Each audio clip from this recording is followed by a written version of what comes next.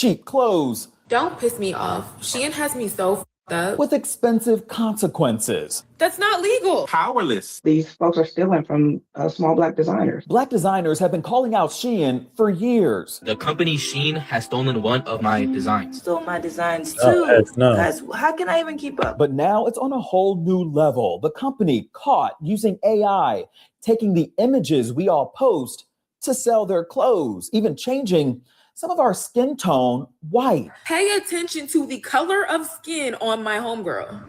Why the f is she white? A copyright attorney stepping into the shade room. Stuff like this happens all the time. The money we all could be entitled to if we do one thing. I'm Justin Carter. Yo, I believe this happens all the time. It's no different than what every other industry does. It's no different. Unfortunately, it's big bank take a little bank. That's what it is. It's the bigger people taking away from the smaller people. It's really no different than like the big executives in the music industry and the bigger musicians taking away from the guy that has a hit, but he's only got like 300 views. It's no different than any other industry, and I can't stand it. I don't like it. I can't stand it at all.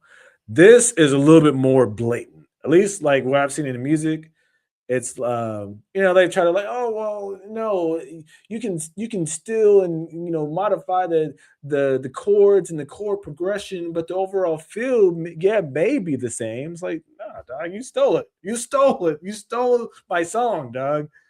Oh gosh, this is TSR Investigates. Not on my watch and not on Black History Month. That's the sentiment for a pair of designers who have been going viral over what Shein did with a one-of-a-kind coat vest that they designed.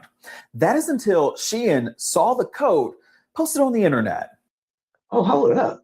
Where has this been all my life? It didn't matter how much it cost. Fashion influencer Sabra Johnson said she saw this puffer coat vest on the runway. And I was like, oh my God, I have to have that. It was created by twin designers Bruce and Glenn Proctor. She's been a longtime customer of their fashion line, Bruce Glenn. She was like, that vest. And we were like, we do have the vest, but we can't sell it right now because, it's going to Milan tomorrow, And she was like, okay. She said, when it gets back from Milan, can I buy the vest? I mean, what are you going to do with it? And we were like, well, I guess we'll be finished with that collection. Yeah, you can buy the vest. And she bought the vest. And she was the one who took pictures on the internet in the vest. That went viral. It blew up. They sold it to her for $1,500, which was the actual cost to make the coat. How long after did you start noticing that your pictures were posted in marketing campaigns and to sell on Shein? Maybe a little more than a month ago that like a lot of people started reaching out to me. Hey, I saw this on Shein. I saw this on Shein. And I'm like, so I sent it to Bruce. Oh yeah, real quick. Is it Shein or Sheen? I've been calling it Shein this whole time. I guess it's Shein. And Glenn. And, we just kind of were like, oh, okay. They didn't have a sample. They made a vest from the picture. And I looked at the picture of the woman in the vest and I said, oh my gosh, this almost looks identical to our vest. And that's when they went off online. And guess how much she paid for it? $40. They are stealing from small designers, usually Black and minority designers. Bruce Glenn says they got a message from someone who actually purchased the coat on Shein. She said, I'm so sorry. I realize it's a copy of your work. As soon as I get it, I'll return it. This is what it looked like when it arrived. It's hurting the artist. It's hurting the environment. Yo, this is no different than what happened with 2020. This is... You know how many mom and pop shops went out of business in 2020? You know how many businesses went out of business in 2020 and a lot of the bigger corporations just swallowed them all up? They couldn't keep up. That's the thing. The business, the smaller businesses, the mom and pop shops, they could not keep up with the demands and the restrictions and the regulations that were placed on them and everything, and with the high overhead and the lower margins, they just couldn't keep up. So then you had some of the bigger corporations just swoop on in, and it's just, when you're in that kind of situation, they couldn't keep up. And then you got these bigger corporations able to offer the same thing at at a smaller price point. And then, of course, the consumer is going to flock to the smaller price.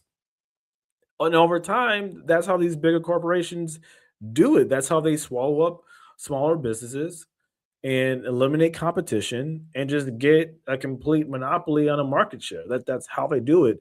It's no different with this. This is just a different industry, same tactic. It's really sad to see. It's really sad to see, especially sounds like these two brothers are crazy talented. And then you got someone a Goliath like Shein, whatever you pronounce it, Shein, same design, but offer for $40 versus $1,500. No one is going to go to these brothers if that's the case. If you can get the same thing or knockoff version or whatever the case, if you can get the same thing or similar product for $40 versus $1,500, that's almost impossible to keep up. But you can't do that. It's hurting the workers. I mean, it just goes across the board. What it takes to, or what it doesn't take, I guess, to make a $40 garment. Is it AI? How do you think they are finding out about you?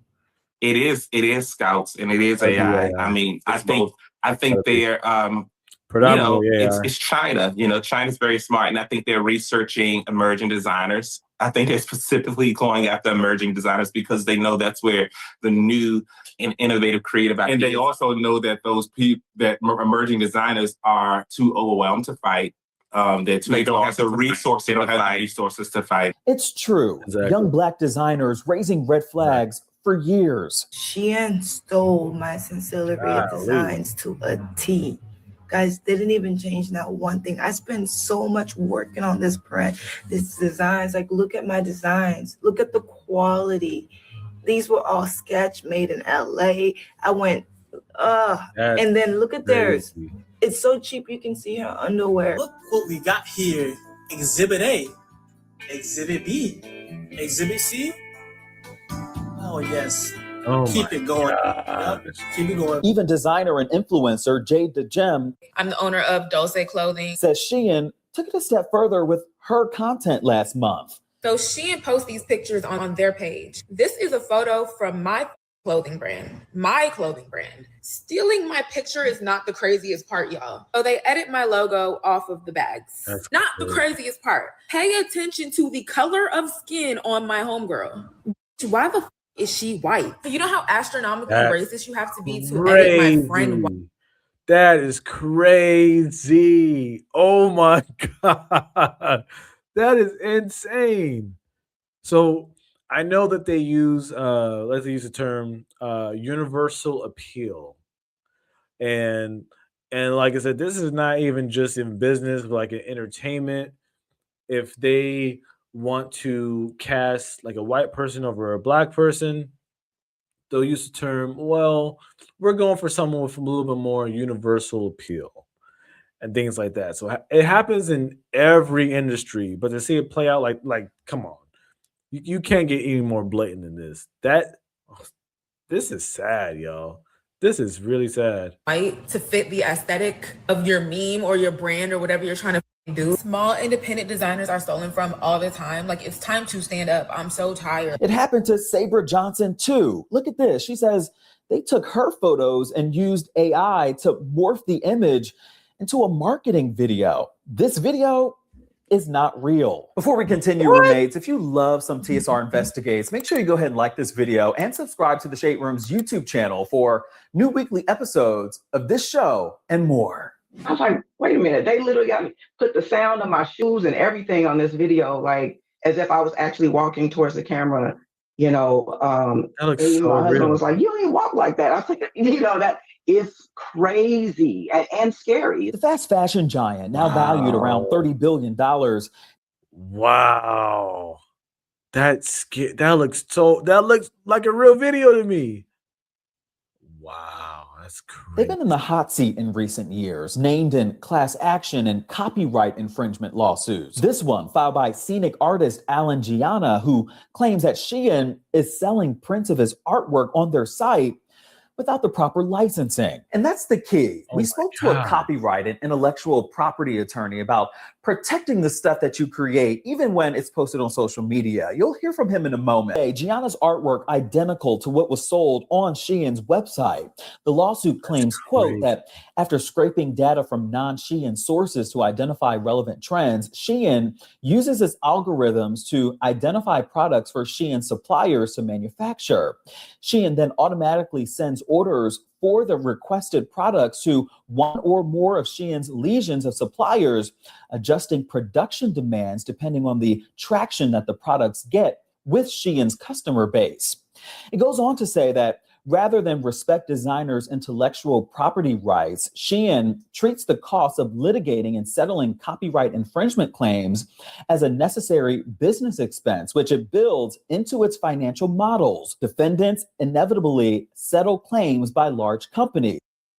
Okay, so I see what they're saying. So pretty much they're saying, hey, instead of us respecting like intellectual property from creators and designers and painters and artists and things like that, instead of us actually just respecting their intellectual property and their content and their material and going about the right way of contacting them to obtain the right to use it the right way and get the licensing and get the agreement and get the permission, instead of us doing that, hey guys, what we just do is we're just gonna steal it. We're just gonna steal it. And then when you find out that we stole it, we'll go to court and we'll settle with you. And we already expect this coming because we've already built all these fees and court fees and settlements into our business expenses anyway, because we know it's going to happen, because that's our business model: stealing, letting you find out, suing us, and then we'll settle in court because we're a large company. You're going to settle with us anyway, and you don't have the time or the money or resources to keep drawing this out. So you're going to settle. You're going to settle. But this is part of our business expense because we're not going to obtain this the right way. No, why would we do that? We'll just steal it. And then when you find out, you sue us, we'll just settle. This is part of our regular, ongoing, monthly, annual, quarterly expenses. That is crazy. That is wild. That is some of the worst business practice I've ever seen. That is, oh my gosh. No, I've actually never bought anything from Shein. Never have. This doesn't make me want to. This is so sad. Shein has largely been able to get away with its scheme because these designers and artists have fewer resources to pursue legal action to vindicate their rights if they are even aware of Shein's unlawful infringement in the first place. We reached out to Shein for a comment. We've not heard back. Are you guys thinking about pursuing legal action? We are. But is suing Shein the answer? Intellectual property attorney Jonathan Da Silva says it's not as easy as you think unless you play your cards right. Attorney John Da Silva, what would you tell your client? Saying, hey, this is a new company. I just launched this brand. I spent, thousands and thousands of dollars on creating the prints and, getting manufacturers. And next thing you know, it's on Shein. What would you tell your client? The first thing I do, if there's anything I'm selling or I'm making that is going to be sold or has some economic value, register the copyright because copyright, if there is an infringement matter and has to be enforced, it's only measured from the date of registration. So if you're going out and selling stuff, register the copyright. On one hand, this being live on the internet, people see this infringement right away. They say, oh, look, this is my product. They're selling it. On the other hand, if you catch it quickly enough, it almost doesn't make sense to hire an attorney to go through the process because they may sell like maybe a dozen outfits for $100 each. What's your lost profits? $20 an outfit. Yeah. Depending on the court you get, you may not get a lot of money. And depending on how much product was sold, there may not be a lot to collect. It might not even be worth taking it to court and paying attorney's fees if you're not going to get much out of it. Right, which makes the class action suit more attractive. In that instance, you have a lot of small designers whose material have been stolen, and then you can aggregate all of that material, and then it adds up. Because essentially, when you go on these platforms, you're allowing these platforms to disseminate your stuff. I mean, why else would you use it, right? How else are people going to find you if you don't give TikTok and Instagram a license to share the material you're giving? The problem is not everyone reads those terms, so other people will look at that and say, well, you put it on TikTok, it must be free. I don't know. Check those terms. Make sure you understand them. Yeah, good call. And also, I do want to revisit the power of AI. I know AI is everywhere. I know that it's something that you probably are constantly keeping track of. AI in this case, you pretty much said you wouldn't necessarily go the AI route or name AI in any of these legal issues because it just might not have merit. The mode really doesn't matter. Right. In this instance, saying that this company's used AI to troll the web, and that it's sort of beside the point. The point is just look at the material left and right. I don't care how they got it. These are exact copies. AI, I think, complicates the issues mainly because AI ownership of copyright and copyrighted material is in flux. There is the law isn't settled on it, and there are currently cases going on right now about who owns what the input of AI and the output of AI.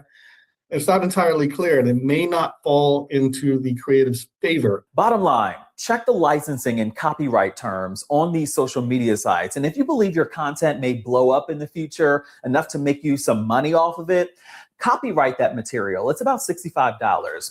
Attorney De Silva also says it's important to go to copyright.gov. It's pretty straightforward. You can create an account, register the content by sending pictures or something relative, and then get a copy of that registration. He says if you don't, there's nothing to enforce in these cases.